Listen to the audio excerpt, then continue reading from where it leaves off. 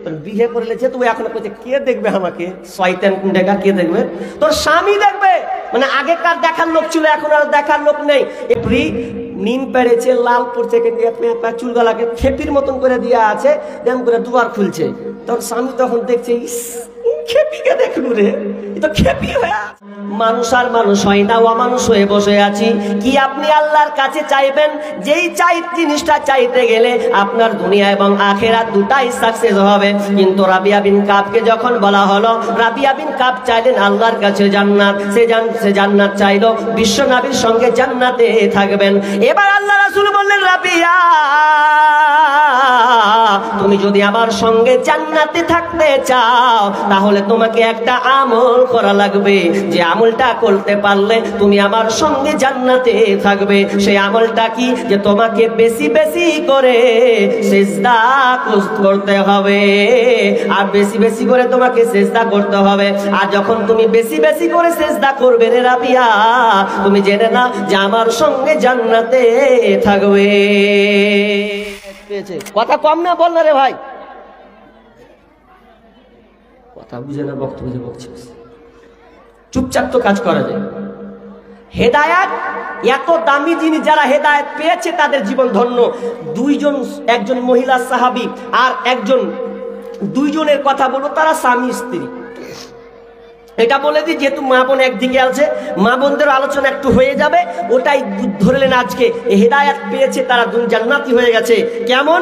একটা মহিলার নাম বলবো, যেই মহিলাটার নাম হচ্ছে উম্মে সুলাইম বিনতে মালহান। নাম শুনেছেন কেউ? উম্মে সুলাইম বিনতে মালহান নাম শুনেছেন? যদি না শুনেন তো আজকে শুনেলেন। এই মহিলাটা কে? এই মহিলাটার স্বামী হচ্ছে মালিক বিন নাজার। মালিক বিন নাজার উনার স্বামী। তো তখনও তারা ইসলাম গ্রহণ করেনি, কিন্তু উম্মে সুলাইম দিনের পথে এলেন, ইসলাম গ্রহণ করে নিলেন, কিন্তু তার স্বামী মেনে নিচ্ছেন না, রেগে যাচ্ছেন। শুধু তাই নয়, বলছে তুই আনাসকে তুই মুসলমান বানিয়ে দিলি, তুই ওকে টেনে নিলি। বলছে না, আমি তোমার ছেলেকে টানি নাই, বরং আরো দিনের পথে ঢুকছি, কোনো পথ ছাড়ি নাই, বরং একটা সঠিক পথ ইসলাম গ্রহণ করছি, এটা হচ্ছে সঠিক দিন। এবার স্বামী রেগে বলছে বাড়িতেই থাকবো না। তা বলছে মালিক কি করলেন, রাগ করে বাড়ি ছেড়ে দিয়ে চলে গেলেন সিরিয়ার দিকে। আর যখন চলে গেলেন, কিছুদিন পর খবর পাচ্ছেন যে মালিক বিন নাজার মারা গিয়েছে। এবার থাকলো একা, স্ত্রী আর ছেলে আনাস। এবার কি করবে? তিনি দুঃখ প্রকাশ করে, যাক নিয়ে নিয়েছে, আল্লাহ নিয়ে নিয়েছে, যাক। তো এবার ইয়ার দিকেই কিন্তু এবার কি করেছেন আবু তালহা। এই আবু তালহা প্রস্তাব পাঠাচ্ছে কাকে? তো এই উম্মে সুলাইমকে, যে আমি তোমাকে বিয়ে করব। তো উম্মে সুলাইম বলছে তুমি আমাকে বিয়ে করবে? আমারও মন জাগে, কিন্তু তুমি জানি যে তুমি একটা ভালো মানুষ, কিন্তু তোমাকে ভালো মানুষ কোন দিক দিয়ে বলবো? তুমি নিজেরা মূর্তি পূজা করছো আর ওটাকে ঢুকছো, আর ভগবান বলছে ভগবান, তুমি ওটাকে করছো আর ভগবান বলছে। তো তুমি ভালো পথে আছো, তোমাকে লজ্জা লাগে না? তোমরাকে কথা তো ঠিকই। এবার উম্মে সুলাইম বলছে হ্যাঁ বিয়ে করবে, একটা শর্ত, যদি আমাকে বিয়ে করো তোমাকে ইসলাম গ্রহণ করতে হবে, আর ইসলাম গ্রহণ করাতে হবে আমার মোহর, কিছু লাগবে না, ওটাই আমার মোহর। যে তাই? বলছে হ্যাঁ। ইসলাম গ্রহণ করে নিল। ইসলাম গ্রহণ করে নেওয়ার পর এবার তারা স্বামী স্ত্রী হয়ে গেল। এবার এখানে একটা ইম্পর্টেন্ট একটা ঘটনা আছে, যে ইসলাম গ্রহণ করলেন তাদের স্বামী স্ত্রী একটা ঘটনা, আশ্চর্য হয়ে যাবেন এই ঘটনা, আমরা হলে থাকতে পারতাম না। সেই উম্মে সুলাইম একদিন কি করছেন জানেন? যে তার স্বামী বিদেশে আছে, বাড়িতে নাই, বিদেশে আছে। তো এবার উম্মে সুলাইমের আবু তালহার সন্তান একটা মারা গিয়েছে। তো মারা যখন গিয়েছে, এবার উম্মে সুলাইম বলছে এই বাড়ির লোক সকল শোনো, তোমরা কেউ বলবে না, আমার স্বামী আসবে, আমার স্বামীকে বলবো যে আমার সন্তান মারা গেছে, কেউ আমরা বলবো না, কোনো কথাই বলবো না। এবার কি হয়েছে? এবার আবু তালহা বাড়ি ঢুকছেন। এবার বাড়ি ঢুকবে, উম্মে সুলাইম সুন্দর করে সেজে নিয়েছেন যে স্বামী বাড়িতে আসবে, এই জন্য তার সৌন্দর্যটাকে, তার চেহারাটাকে যত কিছু দিয়ে পারা যায় সুন্দর করে তিনি সাজিয়ে নিলেন। তো কেন সাজালেন? যে স্বামী বাড়িতে আসবে, কার কেমন মেজাজ মন মানসিকতা থাকবে তা ঠিক নাই। এই জন্য স্বামীকে মানে সন্তুষ্ট করার জন্য, স্বামীর হক আদায় করার জন্য সুন্দর করে বিছানাটাকে বিছিয়ে নিয়েছেন, আর সে নিজেকে সৌন্দর্য হয়ে গেছেন, পরিপাটি করে সুন্দর করে সাজিয়ে নিয়েছে।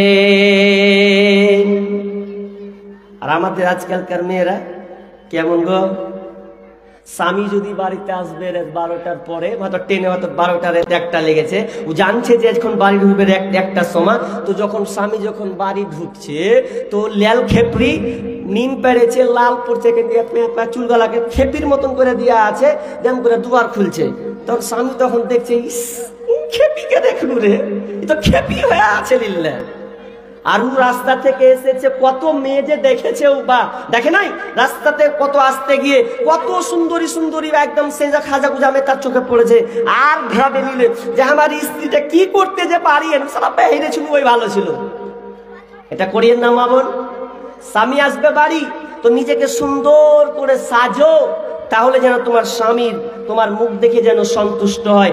আমরা সাজি না, যদি বলা হয় হ্যাঁ রে কি ব্যাপার তুই ফের এখন সাজিস না, ও খালাতো বহিন কি করেছে জানেন, বলছে কি আর সাজবো, কে হাকে দেখবে, মানে বিহার আগেও খুব সেজেছে, বিয়ে করে লেছে তো এখন বলছে কে দেখবে আমাকে, শয়তান কুন্ডেকা কে দেখবে, তোর স্বামী দেখবে। মানে আগেকার দেখার লোক ছিল, এখন আর দেখার লোক নেই। এমনি ভাবে ছেলেরা দেখবে না, আগে একদম এত বড় চুল, আর একবার একটা করে জামা চেঞ্জ করে, আর একদম এই যে কি বলে এটাকে পারফিউম একদম মারছে, সেন্ট খাতরা করে মারছে। আর যখন বিয়ে করে নিয়েছে তখন বলছে ওর মা যদি কইছে হ্যাঁ রে খেপাতি এরকম কেন থাকছিস রে, যে কি করবো কে দেখবে গে, ওকে বলে কে দেখবে, এতদিন তুই কাকে দেখালি, আর এখন তোর বিয়ে হয়েছে, আর এখনই তো দেখার সময়। স্বামী স্ত্রীকে দেখবে, স্ত্রী স্বামীকে দেখবে, এটাই হচ্ছে নিয়ম। কিন্তু আজকে আমরা শয়তানি কার্যকলাপের মধ্যে চলে গেছি। এবার স্বামী বাড়ি চলে এসেছেন, আর এদিকে উম্মে সুলাইম সুন্দর করে সেজে নিয়েছেন, বিছানাটাকে সুন্দর করে বিছিয়ে দিয়েছেন। আর যখন স্বামী ঘরে ঢুকে গেলেন, ঢুকে দেওয়ার পর এবার স্ত্রী তার স্বামীর হককে আদায় করবেন। এবার সম্পূর্ণ হক আদায় করার জন্য তারা নির্জনে একাকী একটা চলে গেছে, গভীরে চলে গেছেন। এবার স্বামী স্ত্রী মিলন হয়ে গেছে, স্বামীকে সন্তুষ্ট করে দিয়েছে। এরপরে এবার স্ত্রী বলছে স্বামী আমার, আমি আপনাকে এমন একটা কথা শোনাবো, যে কথাটা উত্তরটা আপনাকে দিতে হবে। তো স্বামী বলছে বলো তুমি আমাকে কি বলবে। এবার স্ত্রী বলছে স্বামী আমার, আপনাকে যদি কেউ নেয়ামত কোনো আমানত রাখতে দেয়, আর কোনো ব্যক্তি যদি আমানত চাইতে আসে, তাহলে কি আপনি ওই আমানতটা ওকে দিয়ে দেবেন না?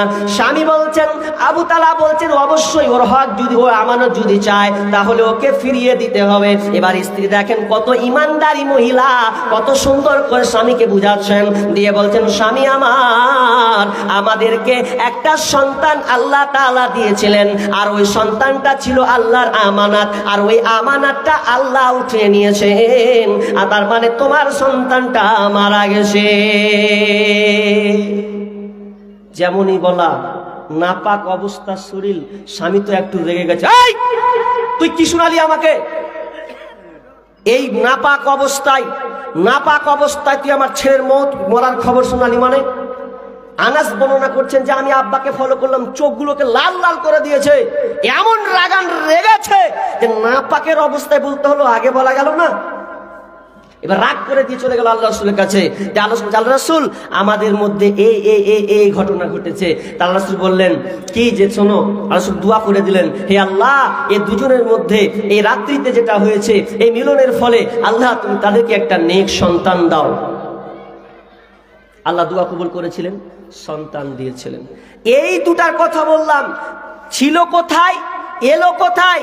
ইসলামের সুশীতল ছায়াতে এলো, ইসলাম গ্রহণ করলেন, আর গ্রহণ করার পরে তাদের জীবনটা দিনের পথে অতিবাহিত করে দিলেন। যা